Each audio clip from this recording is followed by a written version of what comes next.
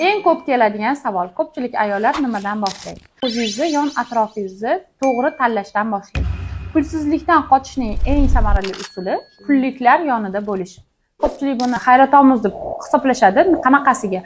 Bilasizmi, sizni atrofingizdagilar sizga motivatsiya beradigan insonlar. Agarda sizning daromadingiz 3 million bo'lsa, siz kamida 40-50 million topadigan insonlar bilan do'stlashing. Ular bilan do'stlashish imkoniyati bor. Ular bilan tanishish imkoniyati ham bor. Siz o'ylaysiz, to'g'ri, hamma shu narsani maslahat beradi, lekin qayerdan, qanday ko'rinishda topishingiz mumkin? Bugungi kunda ijtimoiy tarmoqlar bu narsada faol hisoblanadi. Har xil networkinglik klublarga a'zo bo'ling. Har xil kurslarda, seminarlarda o'qing. Hech bo'lmasa onlayn ma'lumotlar olishga harakat qiling.